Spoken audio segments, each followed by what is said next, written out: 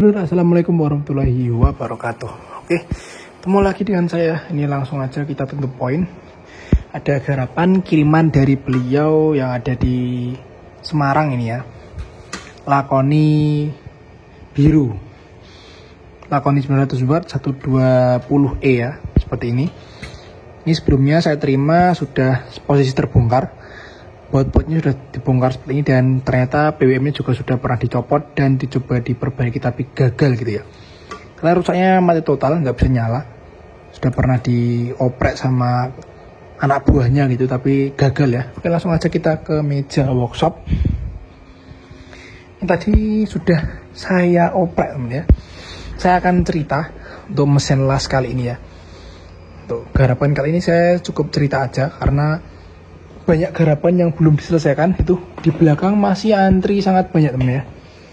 Nah ini masih antri sangat banyak.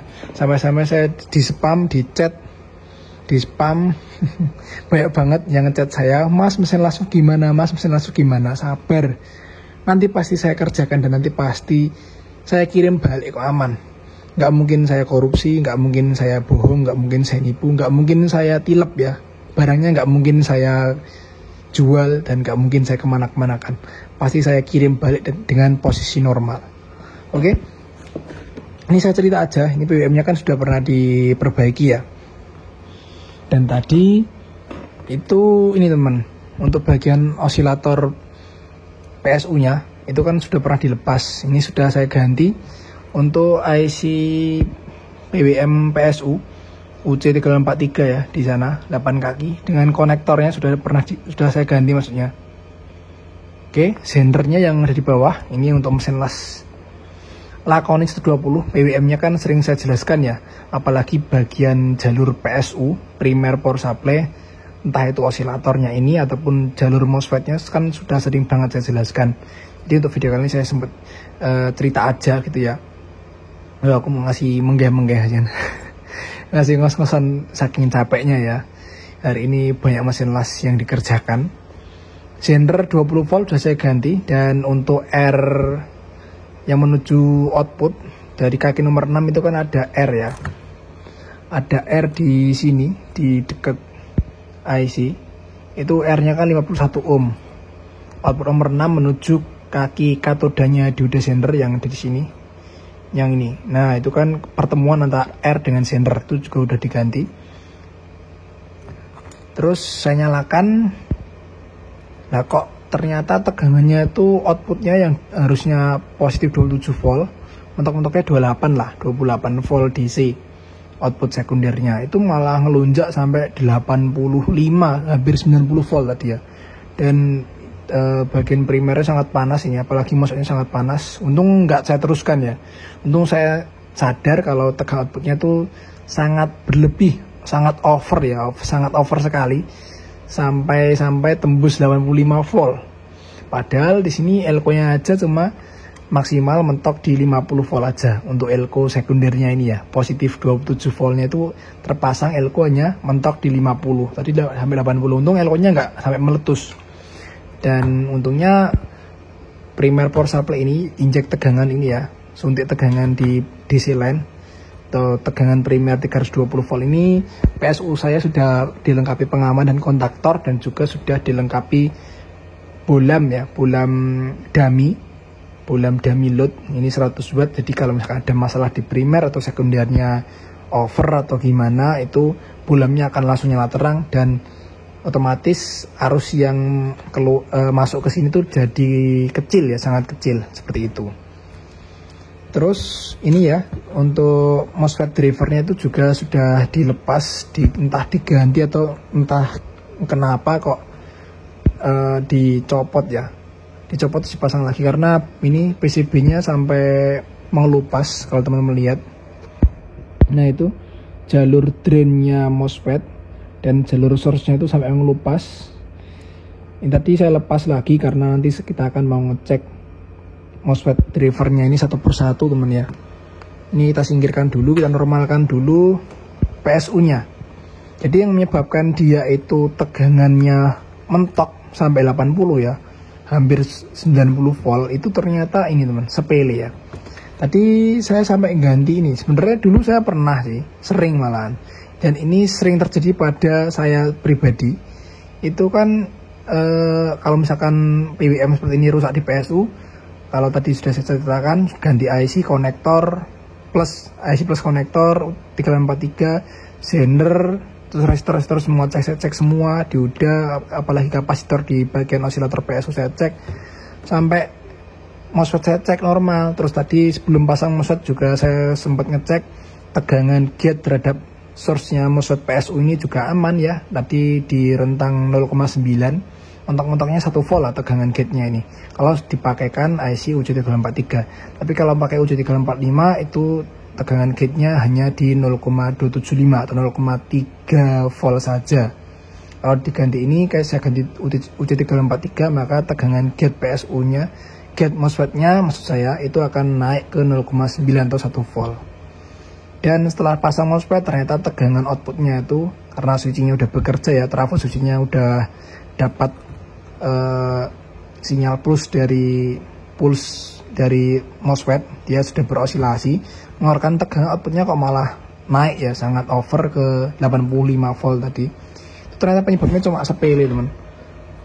Tadi juga saya sempat ganti optocoupler sender 24 volt untuk jalur optocoupler juga sudah saya ganti dan masih nihil. Dan ini sebenarnya saya tadi lupa ya teman ya. Kalau misalkan ini sering terjadi pada saya, dulu itu pengalaman juga seperti ini ya, optocoupler sampai ganti, sender, jalur-jalur semua aman. Ternyata yang sepele itu adalah jalur plusnya dari dioda ini ya, output dari katodanya dioda yang di sini. Nah ini, teman bisa lihat ya katodanya dioda ini. Ini kan dia di jumper ya, di paralel ini. Dua dioda ultrafast ini sebagai output positif 27 volt. Yang ini untuk negatif 27 untuk simetrisnya ya, min 12 volt. Yang ini kan IC 7812. Mana IC-nya? Nah ini 7812. Nah ini. Itu kan diumpankan ke 7812 dan separuh sebagian digunakan untuk switching driver MOSFET ya, ke kaki P channel, kaki source-nya P channel sebagai sumber tegangan untuk totem pole ya, atau push pull-nya driver IRF, MOSFET IRF. Nah di sini ini sering sekali terjadi jalurnya ngefong atau jalurnya hilang di tengah jalan teman ya. Entah itu kenapa, karena di sini saya lihat jalurnya juga nggak ada yang mau lepas.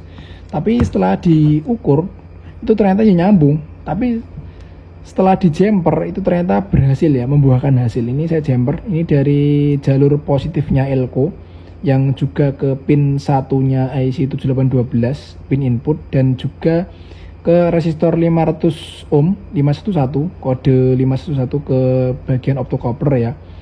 Jadi di positifnya Elco yang ini, nah Elco ini teman, Elco 1000 mikro 50 volt ini kan, itu kan positifnya dibagi-bagi kemana-mana ya. Yang seperti saya jelaskan tadi, ada yang ke pin inputnya IC, ada yang ke optocoupler melalui resistor 500 ohm yang ini 511, ada juga yang dibagi ke jalur ini, source-nya P channel MOSFET. Nah itu ternyata jalurnya ini ngefong. Nah ini teman ya, pas diukur ini nyambung, tapi setelah di jumper dia ternyata membuahkan hasil. Dan ini yang saya lupa tadi karena dulu saya sering mengalami hal seperti ini. Sempat saya buatkan video juga ya, itu di video-video saya yang lama itu sempat saya bahas tentang masalah output power supply-nya PWM Lakoni yang over sampai di atas 70 volt. Itu juga sama seperti ini ya, saya jumper dan berhasil. Tapi ketika diukur ini sebenarnya nyambung, tapi ketika di jumper, nah dia baru ketahuan kalau misalkan jalurnya itu setengah ngefong ya, atau setengah rusak itu. Jadi memang seperti ini ya untuk output sekundernya PWM Lakoni yang sering bermasalah. Ini di jumper aja output katoda dioda menuju ke positif Elco. Nanti pasti insya Allah berhasil.